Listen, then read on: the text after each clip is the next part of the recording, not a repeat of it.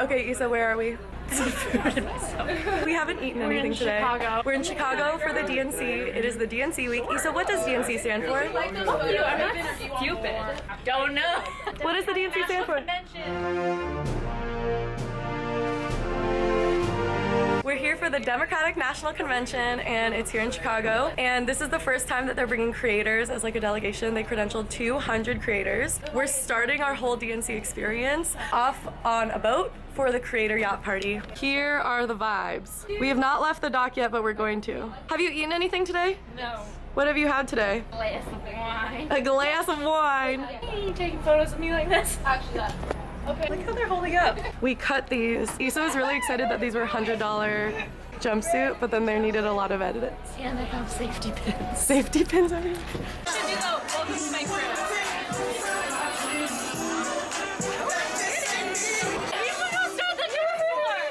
Go get a piece of bread. Go get a loaf of bread. This is the creator party. Wow, I love butterballs. Just get a piece of bread. We made it on a boat. This is video proof for the Secret Service that we're getting off these buses. You thought the line to get into Coachella was bad? So relatable. This commute is even worse. We're all just trying to get to the convention. To Fox News, who's saying that the convention is empty, it's just because we're all waiting to get inside. Officially hour 2 of trying to get into the DNC. Look at that! Wow. Okay, we made it inside. We're a little overstimulated. This is the Creator Lounge. What did you get? This is being gluten-free at the DNC. We finally made it. It only took us 3 hours in the buses and the security. We eventually literally just got out of the bus and we walked like a mile.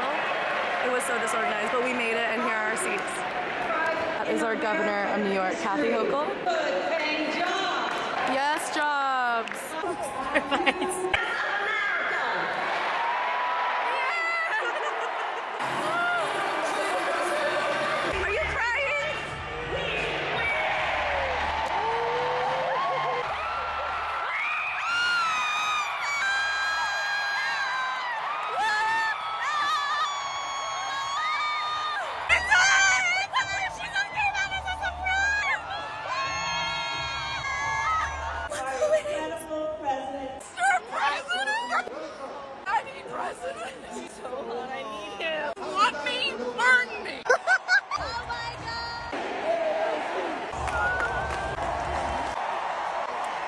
We did it. We survived day one with our crew. Hey. Yay! Would we do it again?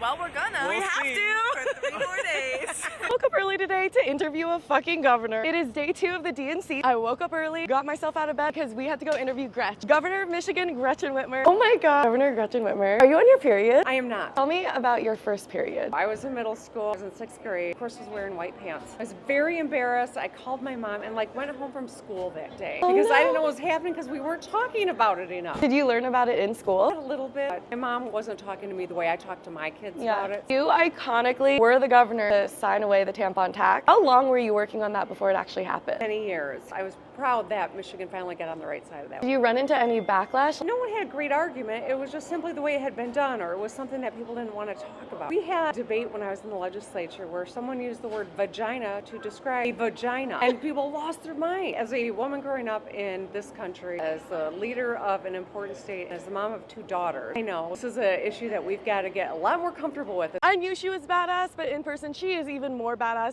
I'm just obsessed. I told her we're gonna elect Kamala Harris to be president, but then one day I hope she runs because I would drop everything to help that campaign. Anyways, now we're back at the hotel. I'm gonna go wake up my sister. Okay, we just got back to the hotel room, but someone is still sleeping, so I'm whispering. Oh, sweaty. Day 2 of the DNC. Good morning. It's 8. You wanna go to Pilates? Yeah. Okay, Pilates, sister. I'm going to fall. We were craving an omelet, so we're here at Eggy's Diner. Do you feel better? So you know how I've always said Tim Walz is the cutest thing? Look at this cookie. I could literally just eat him up. We're back in our outfit, about to leave. This is stupid. Oh, it's so cute. It's a romper. I gave away all my tampons, so packing a bunch more for today. Essentials. These granola bars saved us yesterday. Should I put my hair up or down? Are you gonna eat your Tim Walz cookie or should we give it to Tim Walz? I want to eat it right now. Now I look like I'm going on vacation. All right. We kind of look like a gay couple. Yeah, I was gonna say. Now we look like this. We ready. Catch me on the news tonight. The thing about the DNC is if you're just waiting in the Creator Lounge, someone will tap you on the shoulder for a cool opportunity. Hi! We were just told to follow them and we don't know where we're going. Oh, what are you doing? Face with me, but kind of Just pretend I'm like a 5th grader. I know nothing about politics. Can you explain to me, what is the DNC? Who are all these people and what are we doing here? DNC is the Democratic National Committee. And so are you the president of that group? Yes, I'm the head of that group, and then there are a lot of heads in every state. Okay, got it. And so then all the delegates here, the people here, are representatives of those communities. Yes, and that's the exactly goal of this week is to... The goal of this week is to formally nominate Kamala Harris and Tim Walz as the Democratic Party's nominee for president and vice president, but also to showcase our values to the rest of the world so that people understand what it is that we fight for, what we believe in, and who we fight for. We somehow made it to the floor of the DNC. I think we pulled some so shiny? Okay, look. When Kamala becomes president, we'll be able to say that we were here. Okay, Levy. Oh, hi! Where are we? Creator Lounge. Hey, leaves on stream. Creator Lounge, Creator Lounge. This isn't the Creator Lounge, this is the platform. We made it to the floor of the DNC. Joe Biden was up there yesterday. OC was up there. Hillary Clinton.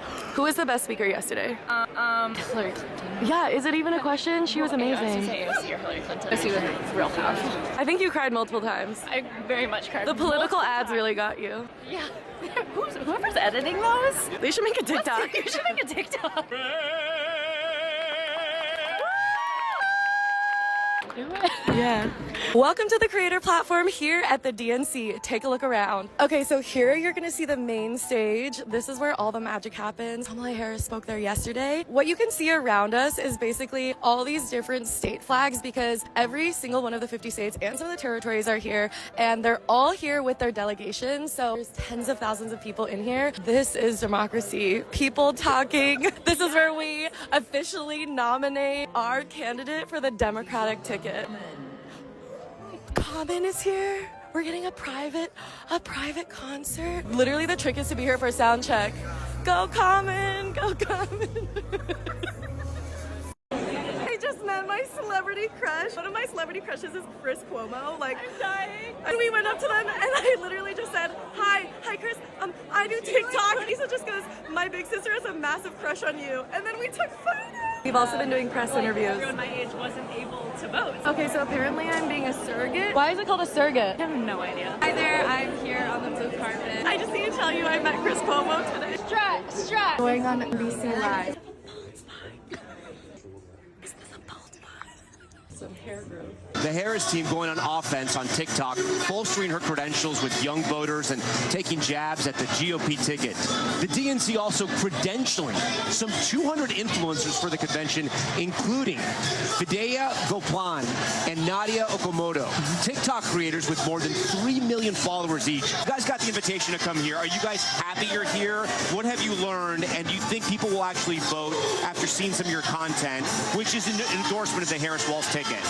Yeah, I mean, extremely excited to be here. It's truly an honor. I was actually here in 2016 before I was a social media influencer. And I think for me, I'm not surprised that creators are credentialed. If anything, it feels like the obvious right thing to do if you're trying to mobilize the young vote. Obviously, this whole ticket depends on winning the young vote. And so why not have creators here? And I think TikTok is a great platform, especially for the younger generation. That's how they're consuming news. That's how they're consuming media. So I think it's a great way to get them to get out and vote. It is. So you guys have a huge responsibility, right? Because sometimes people think of social media as influencers showing fashion, what to buy, funny videos. But I mean, what you're talking about now can make a difference in the world. Does that weigh on you? Well, so I never was a TikToker that just did fashion or otherwise. I started talking about periods. I mobilized around the tampon tax, around legislation, around advocacy, and I think that's a misconception around content creators. You know, a lot of us created platforms talking about our stories, being Americans, going through our daily life, whether it be exploring education or healthcare. Right, there's a range. There's a range. Yes. Yeah. But I would say, so I ran for office in 2017 before I was a TikToker, and for me, actually running for office convinced me I would never be a political candidate again, but also showed me the magic of social media, right? Because if you look at political candidates, they're raising lots of money to run political ads. They want to build brand awareness. We probably collectively have more impressions than some news outlets who are here, right? Yeah. And I don't say that out of competition. It's fine. I say that out of the goal of campaigns is to raise awareness, get the name out there, educate, and that's what we can do on our platform. So is the campaign inviting you here and putting you up, or is it just the credentials? They're giving us the credentials to be here. So, But like hotels, they flew you here, that kind of thing. Is it the whole thing? No. So it's basically like you're sort of a. I don't want to say a journalist because maybe you don't like that word, but you're here to cover the convention and put it on your feed. Think of us just like another member of the media, right? We are media personalities, and just like a writer who might be here covering this event, we're doing the same thing, but we're doing so in a really visual, short-form content sort of way. How do you make sure you're not being used by politicians? Because like one of the first rule of politics and covering politics is that a politician's first job in office usually is to get reelected. So how do you make sure that you're actually doing work that can help people and not being used by a political machine?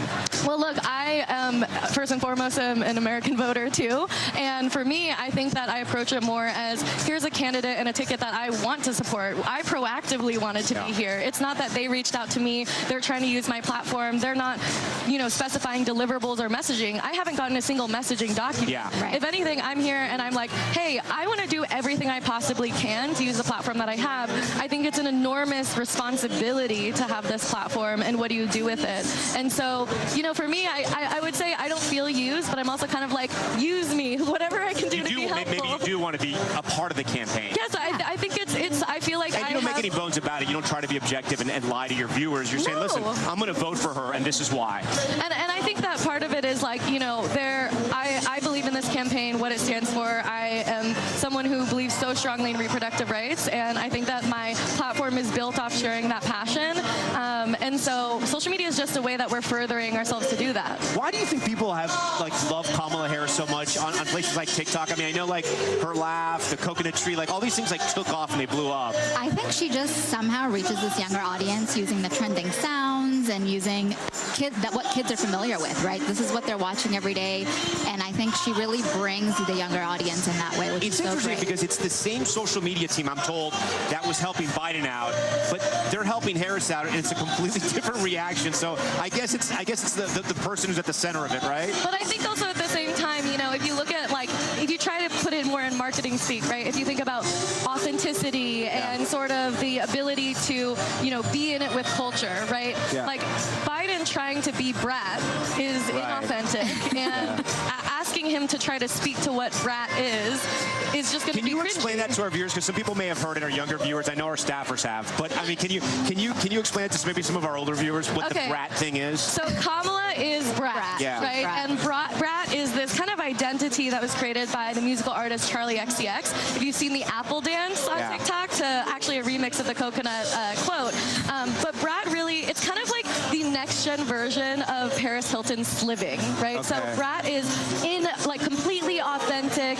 We know the system, it has not worked for us in the past. We're going to define it for ourselves. The vibe of I'm going to make my own table, bring my people with me, and kind of defy the stereotypes and odds. But she's been in politics for decades. She was an attorney general. I mean, she's part of the system. So how can she be brat and still be part of the system? Because I think that she's worked within the system in a way that feels very much challenging it to be better and for the values that she really believes in, right? And so, and look, I fully believe that it helps to be in the system. I mean, to be able to be vice president, to be able to be our next president and be an amazing woman of color who has this authentic being around her, that is brat. That's brat in definition. I think people are incredibly successful on TikTok when they are themselves, when they're authentic. Have you been here and have you questioned anything you've done as far as okay, I'm at a political convention now, this is different. I mean, do you have to act differently or are you just you?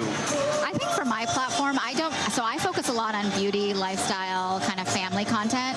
So I infuse politics in a lot of ways within my content. I don't primarily talk about politics, and so it's kind of a seamless process for me. I can just go about my day or do my vlogs and kind of infuse what I'm doing throughout the day. What have you been doing here? Give me an example of one thing you did here.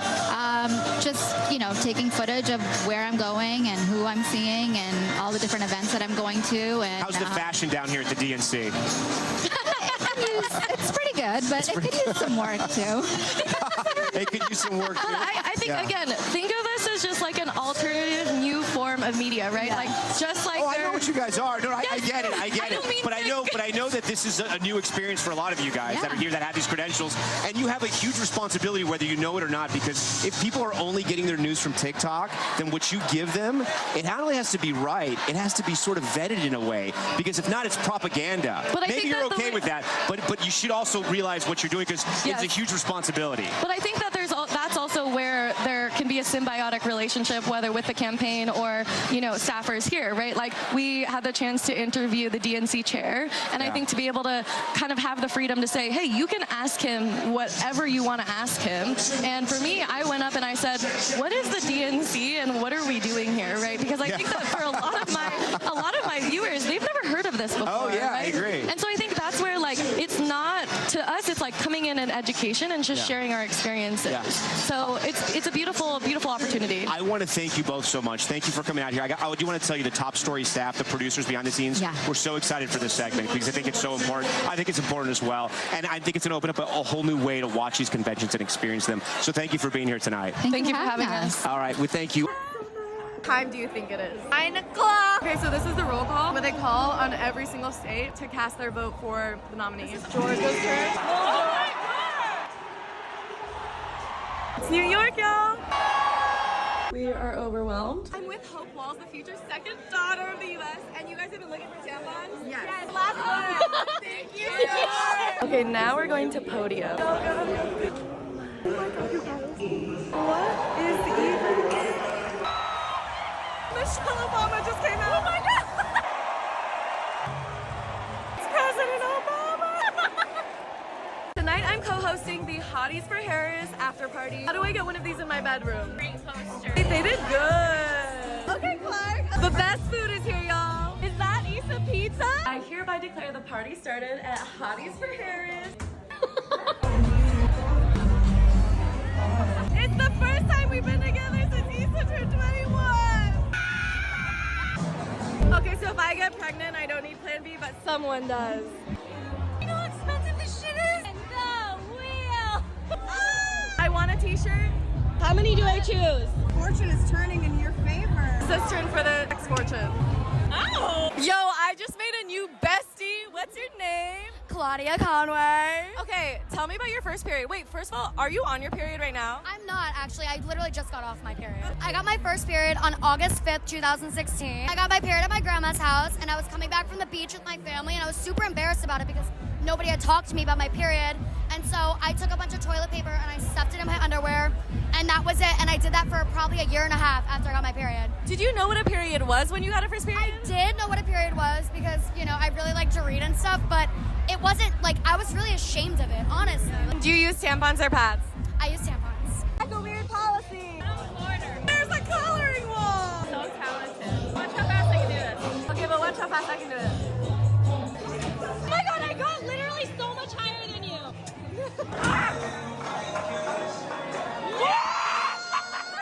There are all you can eat food carts. Wait. Oh my God, for the hot sauce. Bribed my sister to come to this brunch with me with free food. This is our power. We're with you.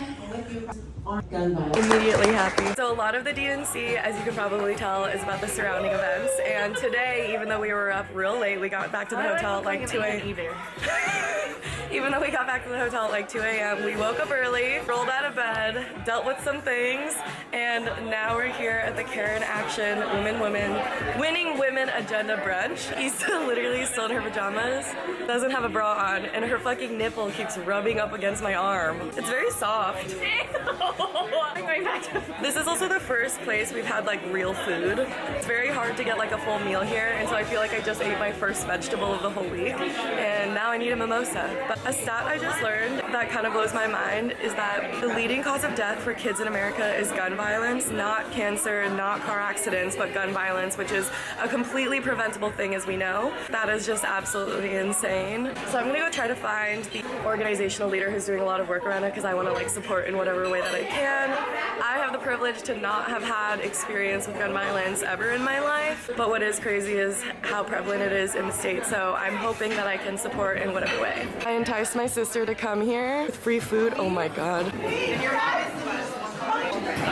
Still in her pajamas, but not even wearing a bra. I got moved to the front. Where are you going? Dario fucking Dawson. Are you on your period? Not right now. I just finished it. Do you remember when you got your first period? Yes, I was almost 14. We were going sledding in New York City. It was very inconvenient. I was a very late bloomer. My mom got her period when she was 9. So you were like excited to get your period? I was totally excited. I was also happy. And I realized that that probably wasn't the best excitement. Like, I'm not mad at the fact that I'm perimenopausal. At some point, I might not need any period product. Yeah. Are you having any perimenopause symptoms? Yesterday, running around, it's getting hot and cold, and I'm like, am I just having a hot flash right now? Or is it actually legitimately hot? I feel like a lot of people know you as an actress. I feel like I actually got introduced to you first as a voting advocate. Started a voting organization in 2004 under Bush called Voto Latino. We are the second largest demographic in the country. We're very excited about this particular election. This one is unprecedented because young people outnumber boomers. Regardless if they're on Team Red, Team Blue, Independent, they share a lot of the same values around housing, ending childhood poverty, the environment, and so that's very exciting. There's a lot of freedoms on the line. Project 2025, as much as they keep trying to distance themselves, you know, this is an agenda that's already in action. In Oklahoma, they've already passed that they are studying the Bible in school. In Louisiana, they have the 10 Commandments that are being put in every single classroom. There's an agenda to make this a white Christian nationalist nation. There are people who've been working on that for a very, very long time. It makes me very worried for my grandson's future. What's happening right now is an opportunity for us to be reaching out and supporting each other. I know that that empathy exists. I know how robust and powerful it is and how much it can change the tide. We just need to see that marching go to the polls. This is not a coffee drinker, I am. But today of all days, I'm a coffee drinker. You're about to be like this in like 5 minutes. And you're gonna need a poo. Okay, y'all, come with me to an influencer dinner. There's an influencer event, of course. There is a step and repeat. We're sitting apart. I'm here with musical duo Pink and a Redhead. It's Stevie Wonder, y'all! We were sent on a mission to go get wine and bring it up to the penthouse. I secured the wine. Hide it? Hiding it? Yes. Why? It's totally legal. All the way. This is what happens when Oprah Winfrey comes. Oh my God! Lower, lower. Oh my God, I want a jazz band when Should I ask them to sing a song? Bro, I'm VIP. Hold that here. Lisa? Oh, no.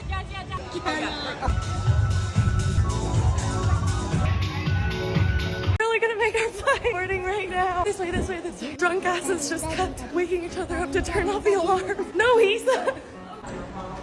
Isa, run! You made it. You haven't showered in 5 days. I got upgraded. Okay, let's do this. We both got upgraded to first class.